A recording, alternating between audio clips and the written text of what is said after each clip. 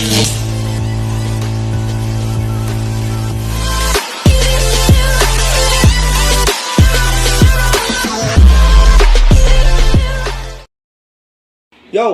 Welcome back po muli para sa ating second video nating konting silip at giya ngayong araw ng linggo. Continuation race 6 hanggang race 10 mga bayang kararista. At ito start na tayo ng ating second peak 5 event.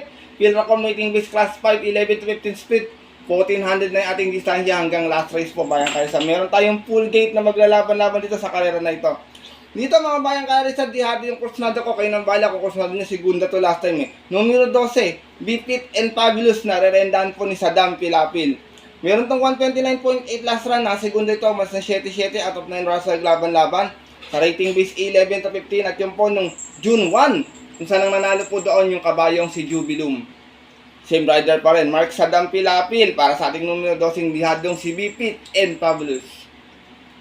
Second choice ko, numero 1, Heavyweight, narerendahan po ni Alison Public. Ito naman si Heavyweight, meron tong 127.8 sa 1400. Nanalo po ito noon, umalis ng 8-6 out of 12 runs sa laban-laban. Galing ito ng 16.21 at yun po ng April 16, kung saan ang tinalo niya po doon yung kabayong si Grand Majesty. From Boji Henson, di sa imang rerenda, Alison Public para sa ating numero 1 si Heavyweight. Isinasama kong third choice, numero 2, Family Affair. Narerendahan po muli another O'Neal Cortez. Meron naman to 128.2 sa 1400. Nanalo to noon, umalis ng 9-9. Out of 11 runs sa laban-laban. Same rating base fortune po na April 27. Kung saan tinalo niya po doon yung kabayong si Grand Laughter. Same rider pa rin, O'Neal Cortez para sa ating numero 2 na si Family Affair.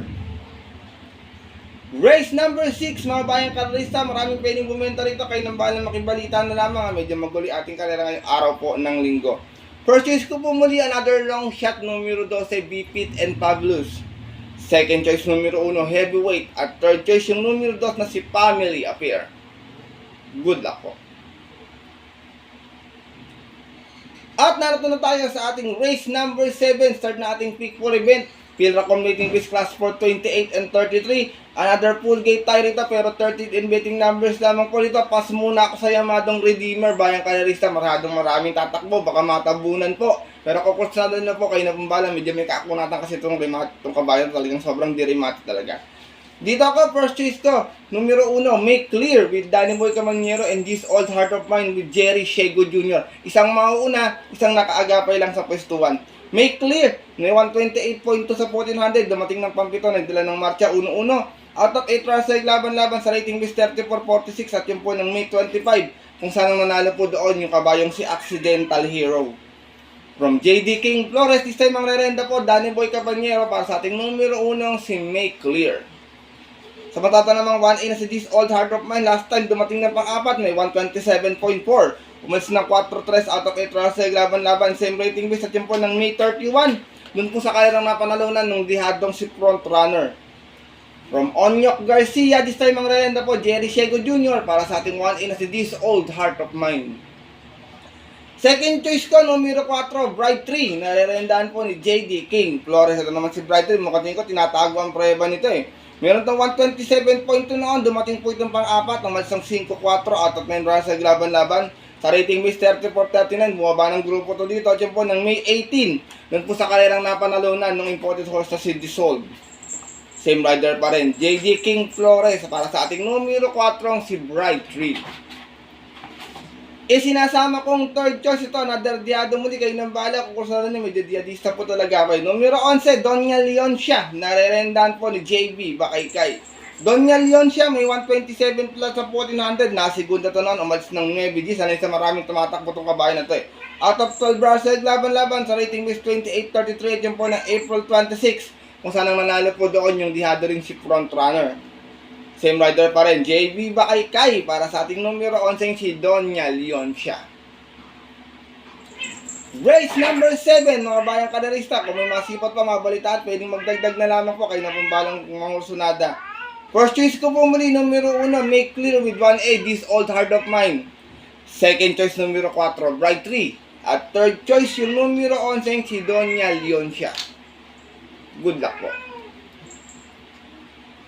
At dako na po tayo sa ating race number 8. sa itong field Racom Waiting Base Class 5, 6, and 10 split. Another full gate na maglalaban-laban. Dito first choice ko, numero G's, Potential. Narerendahan po ni Bird Jomel Galito. Gamay ito ni Bird Jomel Galito. Madalas na nagpaparado, binalik sa kanya yung renda muli. Meron lamang itong 130.4 last run. Dumating itong pang 5, umas na 6-9 out of 11 runs laban-laban. Bagong baba dito, galing ito ng 11 to 15 at yun po ng April 26. Dun po sa kanilang napanalunan ng kabayong si Go Aidan Go. From Danny Boy Camaniero, this time ang renta, Virgil Mil Galdieta para sa ating numero, this is si Potential. Second choice ko, horse to beat, numero 14, Malabon King. Narerendahan po ni John Sargent, di Ocampo, di matatambunan, maganda yung post position nasa labas. Meron tong 128.8 kung saan nasigunda to noon. Umas ng 7-7 out of 10 runs laban-laban. Rating base 11 to 15 at yun po ng May 25. Yun po sa kanilang napanalunan ng yamadong si Grand Lapter. Same rider pa rin, John Sargent de Ocampo para sa ating numero 14, si Malabon King.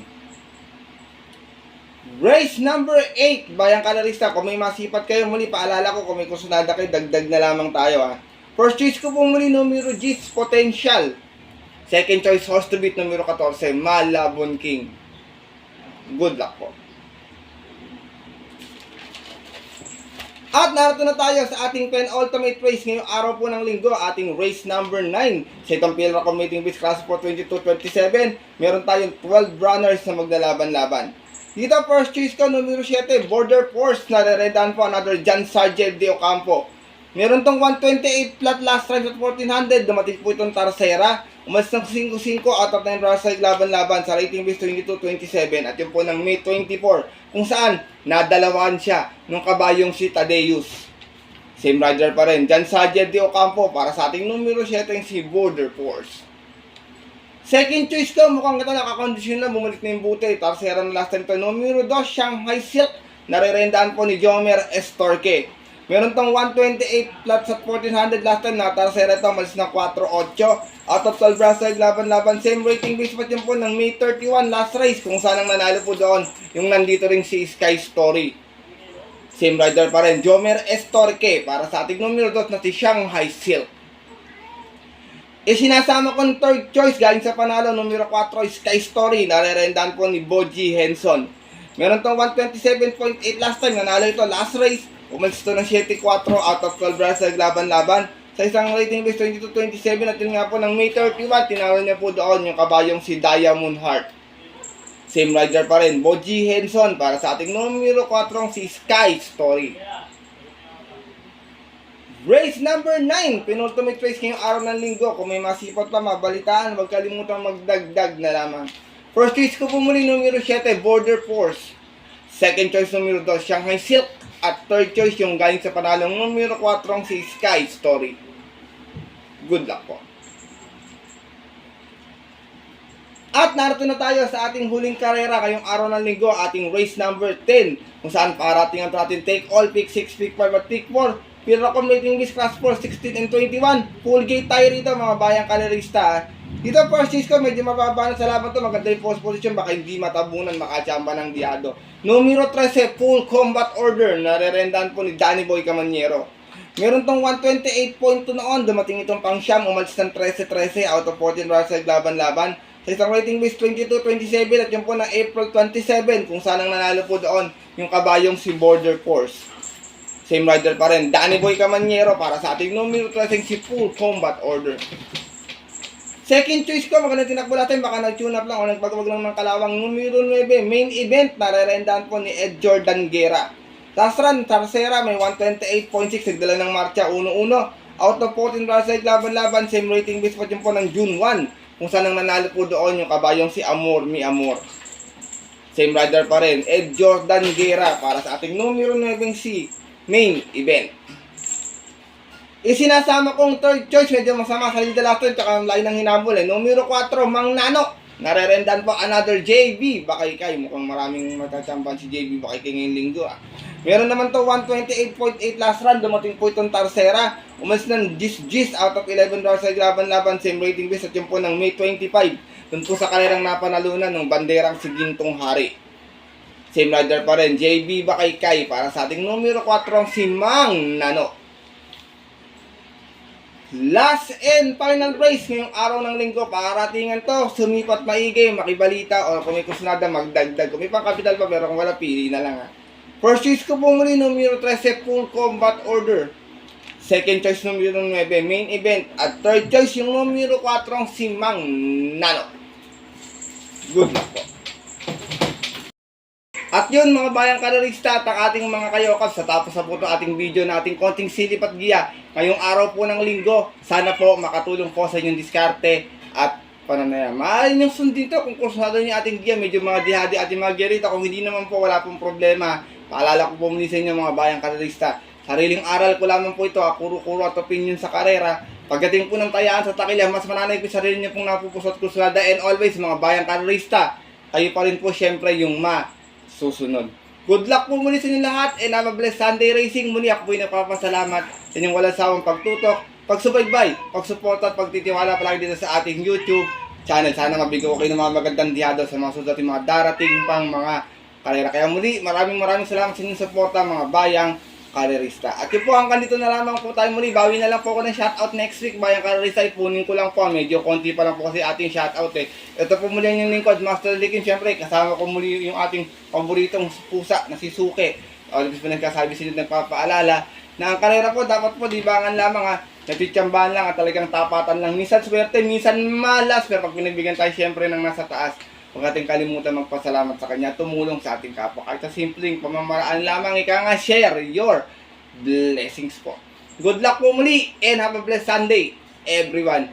Tawag dito, sa mga pupunta po ng mga pupunta of the Betting Station, pupunta ng Malbar, 2:30 PM ang ating start time. Stay safe everyone po sa inyo lahat, mga bayang karerista. God bless na din po. Lalo na sa mga solido ditong kadiyadistang kagaya kong mga ka-yo-ka.